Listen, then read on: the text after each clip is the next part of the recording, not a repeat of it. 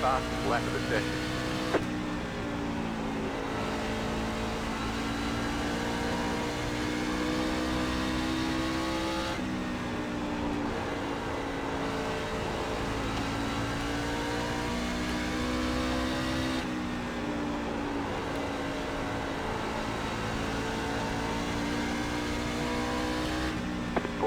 .771, new fastest lap for you.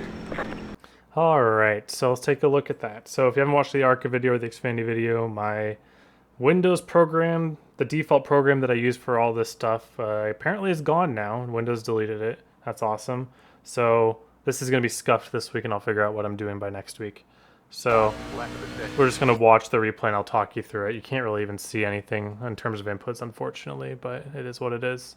So this is going to be second lap. You can make first lap work, apparently. Bobby Zielinski did his first lap, but man, I didn't like first lap. I like second lap. So just kind of drive normally first lap. Don't slide the tires, don't hurt anything. And then as you come to 3 and 4 on your first lap, drive up top here, and then start driving down the hill once you get halfway through the corner. So I let the car slide up just a little bit, then I turn off the wall, pick up the throttle, drive down the hill, and that is the momentum that I'm looking for. Okay, so the qual lap is going to be bottom. A lot of people think it's top always for these qual laps, and when it's really cold out in these nighttime sessions, then bottom is usually the best line. So I'm going to trail brake about 10-15% on entry. You see I'm doing a little early entry here. By the time I get to the bottom, I pick up partial throttle about 50%, and I'm just going to hold that partial throttle until I can open up the wheel. The moment I open up the wheel is the moment I go full throttle. Let's look at that one more time. Oops, sorry. So get to the entrance, trail brake, right before you get to the bottom, pick up the partial throttle, hold the partial throttle, raise it when you're unloading the wheel. That's a good 1 and 2. 3 and 4, same idea. It's just really difficult to do back to back. So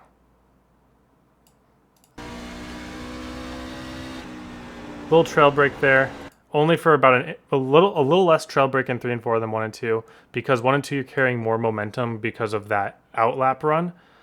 In the actual race, you'll get into a groove where the trail brake is pretty much all the same. But here, only just a tiny tap and then back onto half throttle. You just hold that half throttle until you can unload the wheel.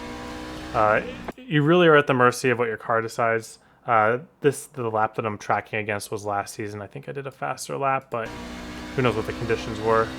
But yeah, little brake tap, hold half throttle, and just hold it until you're able to unload your wheel. And the moment you're able to unload your wheel, that's when you can go full throttle. All right, sorry about that quick explanation there, but now let's go to the long run. All right, now let's talk about long run.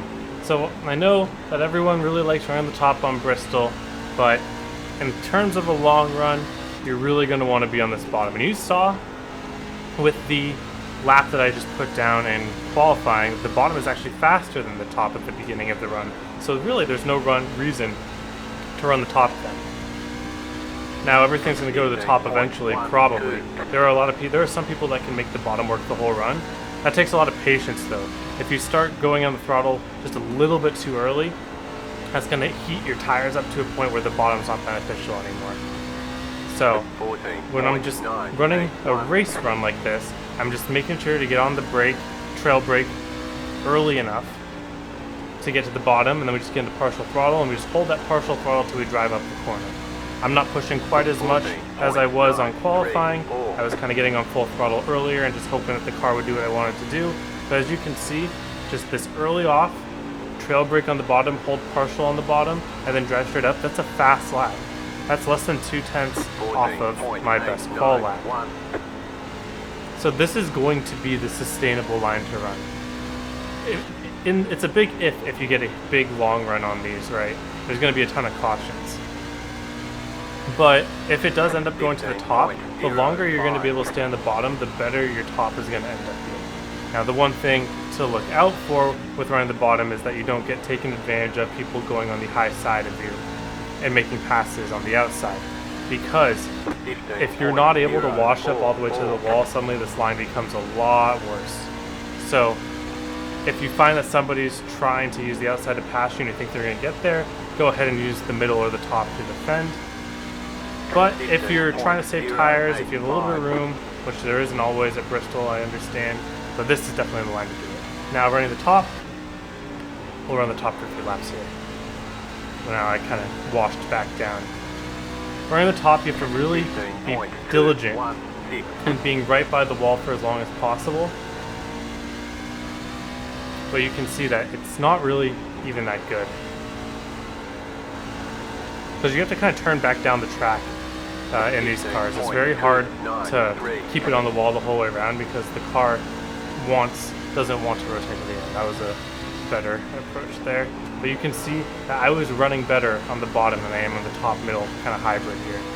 I'll run another bottom line here.